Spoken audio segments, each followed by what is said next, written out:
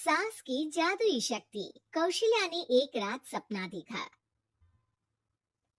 कौशल्या राजपूत, तुमने किए हैं जीवन में अच्छे अच्छे कर्म, इसलिए अब से जब तुम चाहो गायब हो सकती हो, जिसके लिए तुमको सिर्फ चुटकी बजानी होगी और चुटकी बजाते ही तुम गायब। बस एक बात का ध्यान रखना, जहां तुमने कोई गलत काम किया, तुमसे ये शक्ति वापस ले ली जाएगी। कौशल्या की नींद टूट जाती है। ये कैसा सपना था? गायब हो जाऊंगी मतलब? हे भगवान, कंबल ओढ़ के सो जाती हूँ, सपना कंबल के अंदर नहीं घुस पाएगा। कौशल्या डर के मारे कंबल ओढ़ के सो जाती है। सुबह कौशल्या मंदिर जाने लगती है। अरे बहू, जल्दी चल, भिखारियों को खाना भी तो खिलाना है। हाँ माँ जी, अभी आई। आज तो खीर और पूरी बने हैं, सब खुश हो जाएंगे। दोनों सास बहू कार से खाने का सामान लेकर मंदिर पहुंचते हैं और भगवान की आराधना के बाद मंदिर के बाहर बैठी भिखारियों को खाना खिलाने लगते हैं। दीदी, आप हर हफ्ते आते हो, इतना सारा करते हो हम लोगों के लिए, मैं आपके लिए रोज अलग से दुआ मांगता हूँ। ये तो फर्ज है हमारा।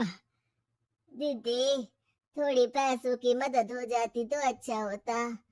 बड़े चौराहे पे मेरी बीवी भीख मांगती है, उसका इलाज करवाना है, 100-200 रुपए लग जाएंगे। कौशल्या उसी वक्त भिखारी को 500 का नोट दे देती है और दोनों सास बहू वहां से लौटने लगती हैं। तभी कौशल्या को कोई शंका होती है।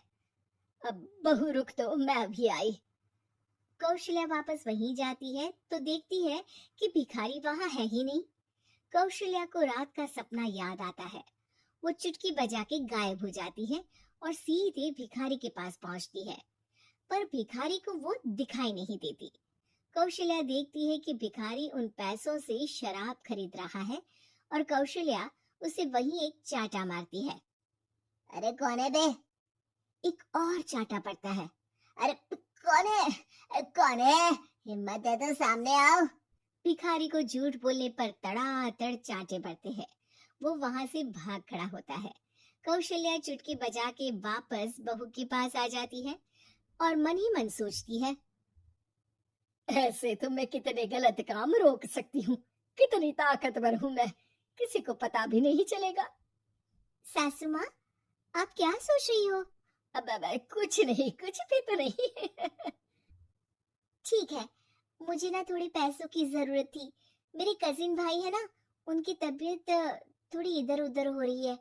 वो तो खुद से नहीं कहेंगे कि पैसे दे दो, पर बहन होने के नाते मेरा तो फर्ज बनता है ना कि भाई की मदद करूं। अरे हाँ हाँ, ले जाना पैसे। पैसे इसीलिए तो कमाते हैं कि जरूरत में काम आ सके। घर पहुंच के कौशल्या अपनी बहू को 10,000 रुपए दे देती है। कब जाएगी तुम मायके? कल शाम की ट्रेन है। दोनों काम में लग जाती हैं। तभी काम वाली दीदी वहां आती है। आज ना मैं आप लोगों के लिए पनीर बनाऊंगी। ठीक है, मंगवा लेती हूँ पनीर। पड़ोस की दुकान वाला पनीर दे जाता है और काम वाली बाई पनीर से रेसिपी बनाने लगती है। आज अपनी सुपर पावर काम वाली बाई पे ट्राई करती हूँ, देखो तो सही किचन में करती क्या है ये। सास चुटकी बजा के गायब हो जाती है और किचन में पहुंचती है। बाई को खबर भी नहीं है कि कौशल्या भी किचन में ही है। आज तो मैं भी पनीर की सब्जी बनाऊंगी रात को अपने घर, और थोड़ा सा घी भी रख लेती हूँ। वैसे भी कौशल्या बुढ़िया खा खा के मोटी हो गई है। कौशल्या बाई की चोरी पकड़ लेती है और गुस्से में बाई की चोटी ऊपर उठा देती है। बाई को समझ भी नहीं आता कि उसकी चोटी खड़ी कैसे होगी। वो डर के मारे चीख पड़ती है। बहू भागते हुए किचन में आती है। अरे क्या हुआ? ये तो भाई चोटी खड़ी कैसे है? करंट लग गया है क्या? पता नहीं, शायद किचन में ना भूत है। बाई वहां से भाग खड़ी होती है और कौशल्या चुटकी बजा के अपने कमरे में टीवी देखने लगती है। बहू वहां जाती है। माँ जी, किचन में ना भूत है, बाई भाग गई। अरे भागने देना, भूत का तो पता नहीं, किचन में चोर जरूर था और वो थी अपनी काम वाली। अच्छा हुआ चली गई। बहू को कुछ समझ नहीं आया।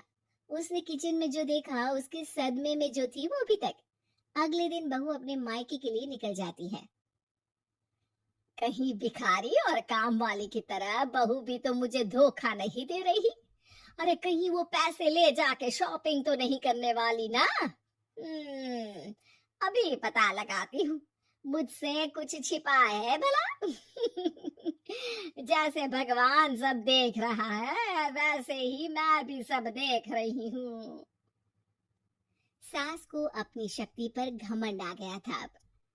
वो अब अच्छे काम करने की जगह अपनी शक्ति का इस्तेमाल खुद का शक मिटाने के लिए कर रही थी। वो चुटकी बजाती ही बहू के मायके चली जाती है।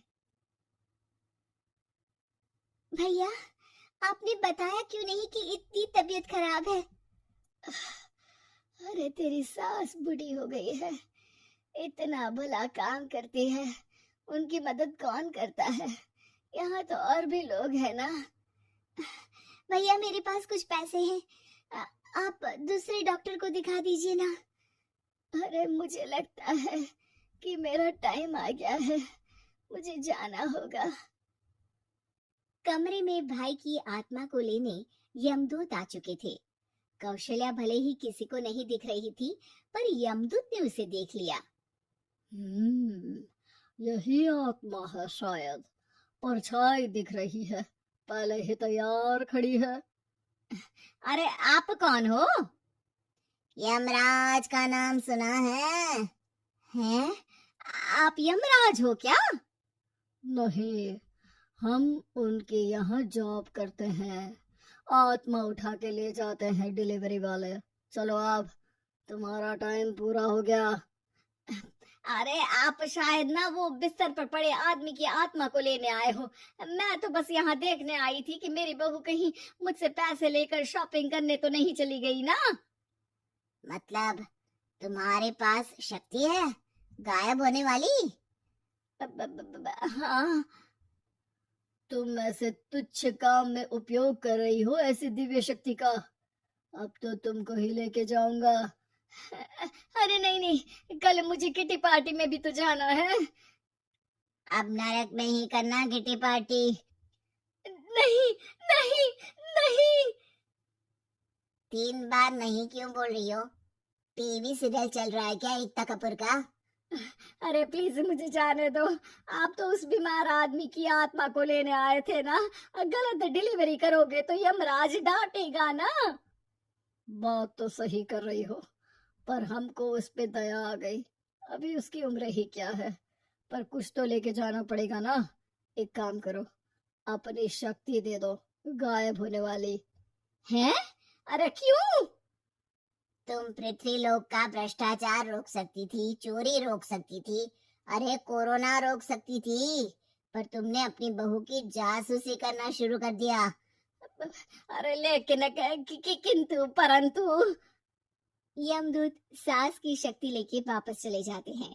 कौशल्या की परछाई हवा से नीचे गिरती है और जमीन पे आते आते कौशल्या का शरीर सामने आ जाता है। अरे लग गई, कितने ऊपर से फेंका। माँ जी, आप यहाँ ऊपर से कैसे गिरी? अरे समधन जी, आप अचानक कमरे में। सब घबरा जाते हैं। सास बहू को सारी बात बता देती है। ये लो आपके 10,000 रुपए। आपको मुझ पे इतना भी भरोसा नहीं है? अरे बहन, मुझे दर्द नहीं हो रहा है, अब अचानक से सब अच्छा होने लगा है। अरे तो फिर बिस्तर से उठ जाओ और मुझे लेटने दो। गिरी हूँ ऊपर से तो पूरा बदन दुख रहा है। भाई को तो यमदूत ठीक करके जाते हैं, पर कौशल्या देवी दर्द के मारे बिस्तर पर आ जाती है।